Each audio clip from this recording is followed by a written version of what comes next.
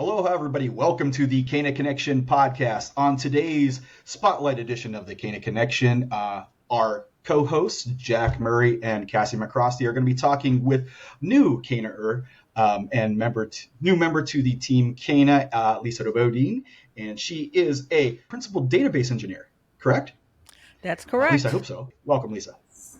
Thank you. Welcome. I am Kassie McRostie, Digital Media Coordinator, and I'm here with Jack Murray, Business Analyst. Jack, if you want to introduce yourself. Yeah, CANA Connection Podcast is pretty familiar with me.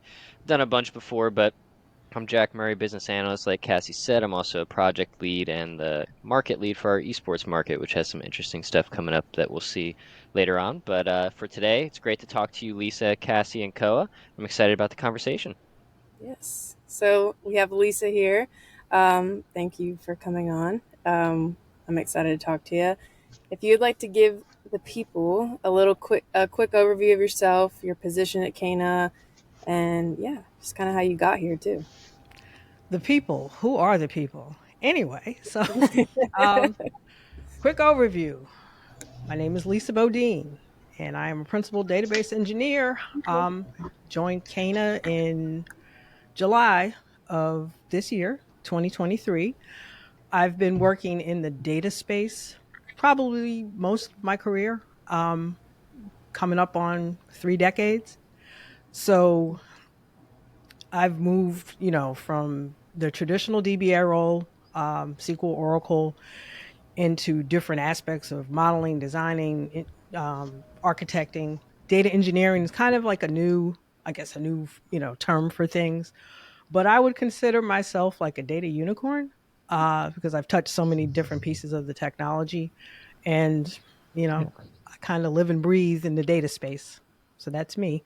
The unicorn. Awesome. Well, yeah, I love the unicorn reference.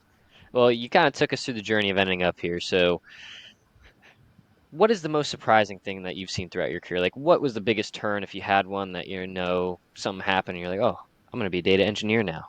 Did anything like that happen, or was it just always you knew right away you wanted to be within that space? It just opportunities happen. I think moving into probably in the past decade or so, working within the intelligence community, which, from NGA, NRO, DIA, there's tremendous amounts of data. And just, working in a space where, what you did, the product that you produced actually had relevance and had meaning, something that you could really hold on to. I got to work on the National Exploitation Database, which was extremely intense, but I knew that the type of work that I got to do was actually, saving people's lives and things like that. So I know the importance of what data can do in the world. It's not just, a conglomeration of, facts and figures and things like that. It actually has relevance. So, that's kind of like my North Star for things when I approach a project. Now, you're a database engineer, but you're also a DJ, and we can see the setup. I would be interested, is there any crossover between being a DJ and also a database engineer? Actually, there is. Sometimes I have to leave work to do one job and do the other one. No, actually, there is. I mean, music and math are tied together. And, in order to be a DJ, you have to be able to count, you have to be able to count beats, you have to be able to count numbers and all that other stuff. So you have to be able, to understand rhythms and flows the same way I approach designing databases, ETLs and things like that. There's a rhythm and a flow to things. So I think I was a DJ before I was a database engineer, definitely. But it was just a natural progression for me. And that's just the way that my mind works. So, there's always a rhythm going on in my head. And when I develop and design a database, there's a rhythm and a flow to that model. I'm in tune with it. Mm-hmm. I can feel it. So I guess that kind of translates over into the music space. And also, you have a catalog. As a DJ, you have a catalog, and you can see I've got vinyl. And before it was computerized, everything was in, everything's in your head. So I'm like kind of like a music encyclopedia. So my brain is like a music database. It really is. And I can tell you, sometimes I can tell you the year, I can tell you the key, I can tell you the the beats per minute. It's a blessing and a curse because I can't remember where my keys are, but I can definitely remember songs that I played at a frat party in 1981. So Yeah. The next awesome. time we have a CANA trivia night, I definitely want you on my team if there's going to be music questions. Oh, we're shutting it. We're shutting it down. I'm shutting it down. Music. I'll just back out of that one. Not even put up a fight. But no, that's awesome. So you said all the way back in 1981. When did you start becoming a DJ? And how did that interest grow? Was it something a family member did, or was it just something you found? Like you said, you were interested in the beats and rhythms, and kind of took off into DJing. Oh, Jack, you're so young. Yeah, I am. You asked me that question. You're going to make me tell my age. I think that, and honestly, when they talk about can you remember certain things from an age, I can remember the very first record piece of vinyl that I ever played on a record player, and I was 2.5, and it was Smokey Robinson and the Miracles' "Shop Around." And I always was like, I love to collect records. I love to play music at parties, for my parents. I love to play music for my friends. I grew up around the corner from a music store in Queens. Shout out to the QB. Yeah. Shout out to the borough. I was going to point out the shiny shirt. Yeah. So music has always been a part of my life. And I was fortunate enough to grow up in a family that's creative, musical, artistic, and I was given the space, I was given the tools to do that. So if you've been paying attention to the news, this is the 50th anniversary of hip hop. Mm-hmm. And I was fortunate enough, being from Queens and being of a certain age, that my early preteen and teenage years were during the beginning of hip hop. So that's where it started. That's awesome. I mean, that's awesome on many levels too. And I am young, but I have a very good respect for music, and I know a lot about 80s and 70s music because, well, my father is an avid music person like yourself. Not to the level you are, but anytime a song would come on the radio, he'd test and quiz me, and he'd tell me, who is this, what year is this, and he made me memorize so many of them that I can share the love for that type of music. Right. That's what I did with my kids. That's what I'm doing with my grandson, and my granddaughters. We're not losing recipes for music. No, not at all. It's great music. I'm a big fan of it. But yeah, I'll let Kassie ask her question. Yeah, I'm gonna kind of skip around questions here, but you mentioned it's the 50th anniversary of hip hop. You and I also share the common interest of sneakers, and they released a 50th anniversary of hip hop Air Force One this year. I've seen it in person. It's a really good shoe. What is your favorite sneaker of all time, and why? That's something personal. I just want to know. Yeah, that's a unique question. Yeah, it is. So you can't ask a sneakerhead like what is your. It's like asking me what my who's my favorite kid, who's my favorite grandchild. So I'm going to break this down into parts. I will say the favorite sneaker that I own right this minute that's in my collection, and I brought them with me. There you go. Oh. Okay, now if you can look, these are Blazers, which are with the basic Nikes, which they've jazzed up. But these are black patent leather, and you can't find these anymore in and these are women's specifically. You can't find these anymore, and every time I wear them and I go out, people are like, "Where did you get those from?" And I didn't buy them off a sneaker app. I didn't go, to StockX or any of that. Yeah. I got them in Nordstrom's rack for $50, and you can't get them anymore. And the thing now is everybody does sneaker balls, so everybody you dress up, in formal wear, but people aren't rocking shoes and heels, they're rocking sneakers.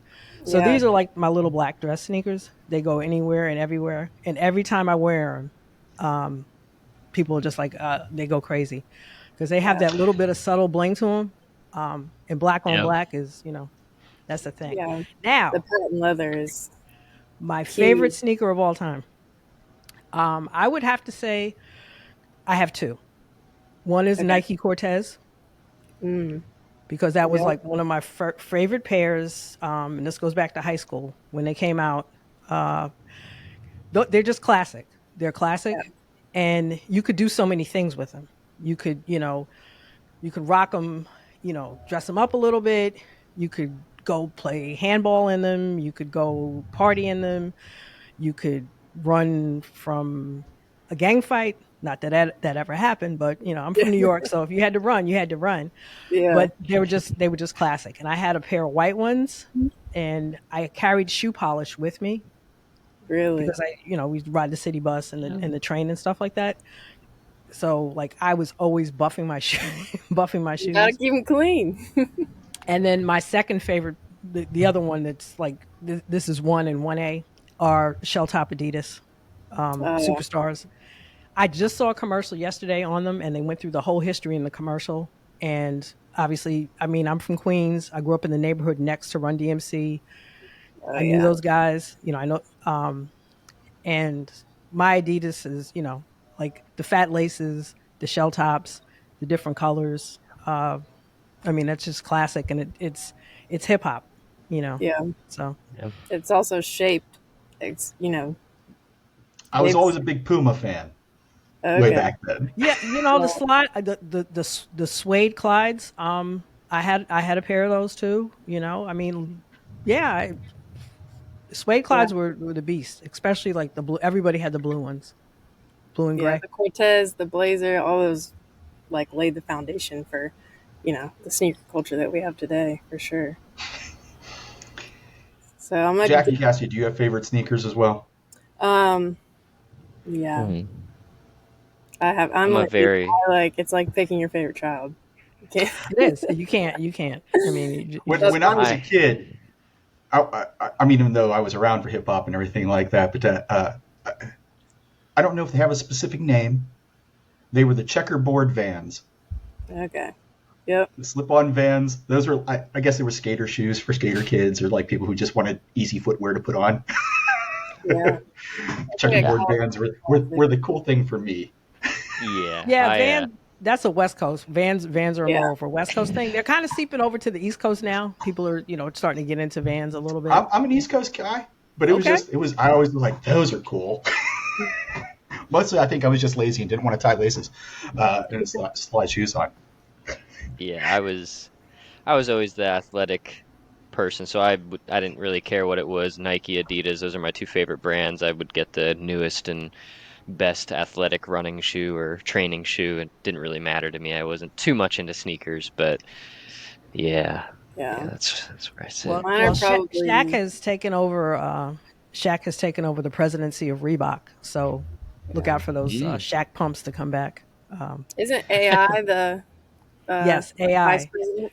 the real AI, not this other. The real AI. Not the real AI is the vice president. And nice. Shout out to my girl, one of my basketball girls from the DMV, Angel Reese, just signed on an NIL contract with him. I did see that. That's awesome. So she's the face.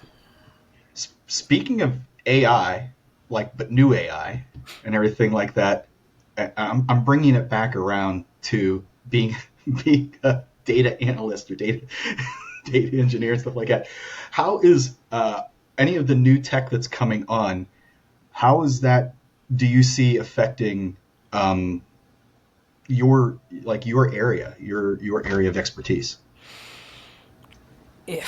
Well, every day, I get an article, I get a new, post or something about some new technology that's, going through and processing, data in some different format, and I guess because we have so much unstructured data now, that the use of natural language processing, I mean, that's been around for a while, but now it's, it's just leveling up. Yeah, it's maturing, right? It's getting better. It's maturing, and it can, I'm curious to see, like, if I could just sit down with a certain technology and, because I've run things through, chat GPT, it only outputs a certain amount of data that you want, but it can design, a relational database if you ask it the right questions and the right prompts. So am I afraid that it's going to take my job? No. I think it takes an educated person in a specific, like, you can get good stuff in if you know the right, like you said, if you know the right things to ask it. You have to know what to ask it. So if, to a new person that comes in and says, oh, I'm going to, sit down and I'm going to, this is how I'm going to learn how to, model a database. There are mistakes in there, and there, things that are not correct. And, it's only as good as the information that gets put into it. So you have to know where that information is coming from and how that model is being fed and how it's being designed. But in terms of doing other pieces of it, yeah, I mean, AI is, it's here and it's not going anywhere. I mean, it's in music, it's in DJing. It's pretty controversial now because you can make fake rappers, fake Drake. Yes. I actually like fake Drake better than the real Drake, but that's a whole nother story. Fake Drake is pretty good. I did see something on that, though, real quick. I did see something where I forget who it was, but an artist is getting in trouble now, and they're like backing down. They're like, I didn't mean to, run into copyright issues or anything. I was just trying to fill gaps into a song that I liked, and now I've created an AI fake rapper, song artist that is getting copyrighted all over the place. So it's definitely interesting to see. Yeah, I mean, they've tried to replace DJs with AI, and it's interesting because, to me, part of the art and science of DJing for me is I have to be able to read a crowd.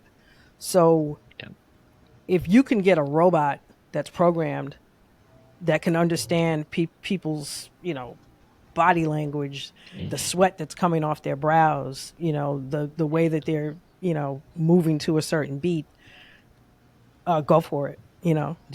Go for it. Yeah. Show me that you can do better than me. I've tested some things. There's songs, there's stem separation software that's out there that's become very relevant, where you can, take apart different pieces of a track, which is good if you need to isolate vocals or bass or things like that. But what AI can't do is it can't replace the little mistakes. And sometimes, like when I'm DJing a set, I find things, and I'll just do something on the fly, and it may not be perfect, but it works. And AI is meant to be more perfect, and I don't necessarily want to be perfect. I want the natural. Mistakes make it perfect. Yeah. It needs to be a little bit organic, It takes away from the organicness of it, and that's can't be too robotic in there. And you mentioned earlier, you did mention some of the types of DJing you did for like parties and stuff like that. You ever do weddings? Yes, I do weddings, and I avoid them. I don't do big weddings. I have I have a partnership with another DJ. We have a nice little collective here in Northern Virginia, but weddings are a different animal, and because I know why Jack's asking. There's a lot of prep time for weddings, so you have to deal with sit down, go over the format. You've got a bunch of other things going on. And I've got a niche where I kind of do like small weddings or second weddings, and people that just want to have a party. They don't need to have, a dance for each member of a bridal party and stuff like that. They like, they're usually, they like certain types of music. They're from a certain era and things like that. So I do small weddings, but I can't do big weddings. But the coins. The coins have to be right. Yeah. So I feel like we're talking a lot about the virtual world, AI, all of that stuff. Is this your first time working for an online company? Because CANA is a virtual company. Everyone's all scattered all over the place. I was just wondering if you had worked before. Oh yeah, I've worked for well, I would say virtual. I mean, CANA is completely virtual. Yeah. Doesn't have a physical office. I've worked for companies that have a small physical office, but most people are either on site or they are, they're remote. So no, this is not my first remote, and I prefer remote to Yeah. in person because honestly, like the traffic in Northern Virginia is horrible. Awful. Is A lot of Oh is god my, awful. it So is. I had days where I was slugging in, my husband had a 2 hour when we moved out here, 2 hours each way to the Pentagon. It's not fun. And I just think that, honestly, I've worked in a cleared space and we've been able to do, unclassified work and things like that. And I think that the shift is, especially after the pandemic, that people are just they can be just as productive or even more productive because If they're not more, healthier yeah. and they're happier. And Yeah. then the other thing is the office potluck has been officially canceled, which is a good thing because, when I see pictures of coworkers with cats walking on the stoves and stuff like that, I'm like, yeah, no, I'm not eating your food. Good. Yeah. Speaking of like Speak. having a Yeah, go healthy ahead, Kassie. lifestyle, I mean, we recently did the Fall Wellness Challenge here at CANA, which everyone will hear more about in the coming weeks. But specifically to you, Lisa, how did this help or support maintain your work-life balance? Didn't I win that? I think you did. You I might. did. You are the overall MVP, mate. There you go. I know. That's I why was we like, wanted to bring it up. the real MVP is here. Yeah. It's true. The thing Your was, team did not win. I know I was dragging them to the finish line. We tried. I mean, Anna did a great job, but yeah, we had some. I tried, but that's my Try and normal. win. I didn't have to do too much more than I normally do. Yeah. I meal prep. I plan. I do a certain amount of workouts, cardio. I do physical. I do physical. I do functional strength training. Having been an athlete pretty much my entire life, some things don't move and stretch like they used to. So Happens to all of us. Don't worry.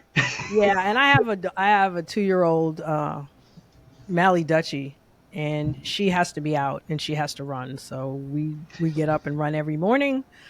We walk a lot, hike through the woods and stuff like that. So it was my normal flow, but it was cool to see what everybody was doing. The scavenger hunt was great.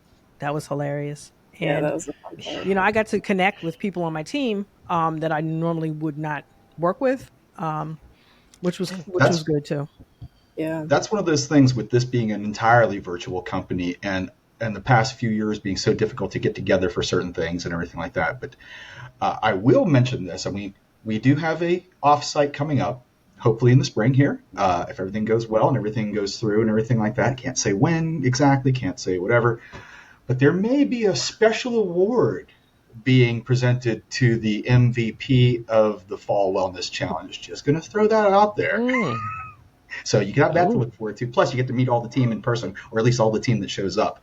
And we're going to obviously try to continue having more and more like random, like online get-together stuff, so that we can have more and more of those personal connections and stuff like that, other than just with the team that you particularly had. And Lisa, you'll be hopefully able to enjoy all those things.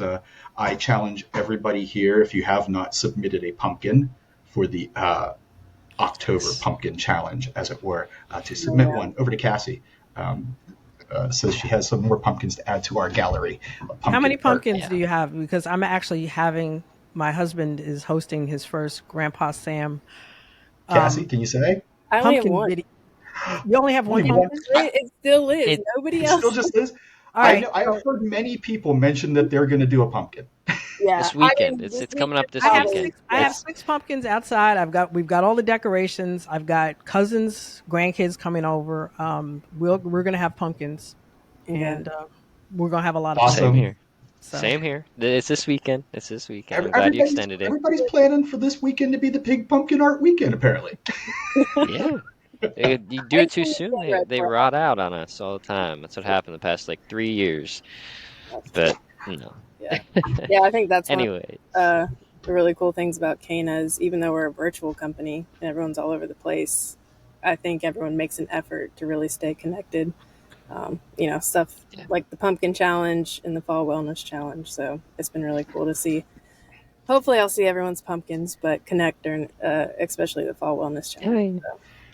you'll get mine, but yeah, to wrap up, really last thing before we go, I mean, we can keep talking if we wanted to, but last main question we had for you, Lisa, was really what piece of advice would you give to someone who's looking for a career in your field? Now, that could be data engineering, or it could also be DJing, either one. Or combining. or combining the two. Yeah. I think advice to anybody that's looking to get into a career at this point, it's interesting because we're at such a crux in technology where somebody new that's coming into the field is not going to have experience working with, an on-prem database that's sitting in a server room that runs out of space on a weekly basis. They're going to come in and work with, massive amounts of data at scale, everything is scalable. So the same thing with DJing. I mean, a young person getting into DJing now is like you can stream music online straight to your DJ software. You don't have to own a physical piece of media. You don't have to own a record. You don't have to own a CD. You don't even have to have an MP3. So my advice to that person is to make sure that you know the history of what you're working with. Make it a point to go back and look at the history of how databases were designed. Because I can say now, like from a data warehouse perspective, we're probably in the third generation of data warehouses. Go back to the first one. Go look at the Kimball model. Understand how they were built. Understand what a slow changing dimension is. Yeah. Because honestly, when you sit in, if I'm hiring you, I want to see that you've done, some due diligence, because you're going to sit in front of an OG like me, and I call myself an OG. Like, you should. You have to put some respect on the profession. Yeah. Same with DJing. You may not DJ with turntables, but you need to know the history of DJing on turntables and DJing in vinyl and how to beat match by ear by not having to look at a computer. So, take an organic approach to it and, come to it with an open mind and understand that you have to know the history before you can move it to the future, and then stay true to yourself. Keep the main thing, as LeBron would say, keep the main thing the main thing. Keep your head in the books and really seek out people who are smarter than you, that know more than you, and pick their brain while they have a chance. Because us OGs ain't going to be around for that much longer. I'm not talking about on the planet. I'm talking about working. That's fantastic advice. That's fantastic advice for anything, but this is great. Jack and Kassie, any last things? I mean, we could keep talking. No. Lisa, where can people get in touch with you if they want to get in touch with you? What kind of people? Because I'm like...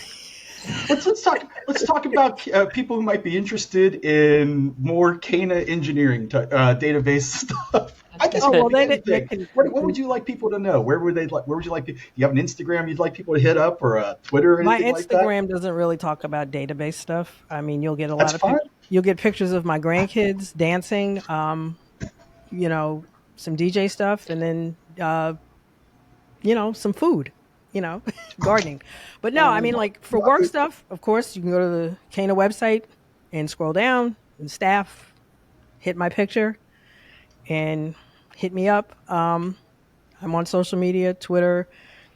Don't follow me on Twitter unless you like to hear bad words. I have no filter. I will follow. I have zero filter. I'm really into, I'm a retired basketball coach. I coached for 30 years. I'm big into sports and supporting Jack, it seems like we're going to need to have a sports podcast with Lisa as well. Women in sports. Yeah. I'm a big sports fan. I'm on the advisory board for Women in Sports Technology. And don't come to my house because my dog does not play that. There you go. definitely sounds like a part 2 is going to be needed so we can talk sports, and because that's Jack's bailiwick here and everything like that. Kassie is also a sports person. I know. I'm the farthest from a sports person, but it would be a really good one. Are you a ball? What do you do? Main hockey. I'm a huge hockey guy, but I love football as well. And then, as everybody my age now, getting into golf. For some reason, you get out of college, and all of a sudden, golf is the coolest thing ever. So that's cool, but it's definitely hockey, football, and then golf. So I have a very big respect for the first 2 sports there. Yeah, and you lead up our esports. Okay, yeah, esports is cool. Actually, hockey is probably like my 4th favorite sport, but I have met Mark Messier, so when he played for the Rangers. And if you're a hockey fan, go to an Islanders Rangers game at Madison Square Garden. Woo, honey! It is. My father's a Islanders fan, and we're going to a Islanders Bruins game up there this year. But I'm also going to be going to my favorite team, the Penguins Rangers game in MSG in April. So first experience there. We're big rivals, so it'll be be a cool time. Buckle up. Yeah, it'll be a cool time. Buckle up. I'm going with Rangers friends, so I'll be okay. There we go. Well, thank you again, Lisa, for joining us today. Thanks for joining us on the CANA Connection podcast. For Jack Murray, Kassie McRostie, and myself, Killa Beam, signing off for the CANA Connection and the rest of the CANA Connection podcast crew, reminding everybody to analyze, assess, and execute, and we will catch you all next time. Thanks, everybody. See ya. Peace.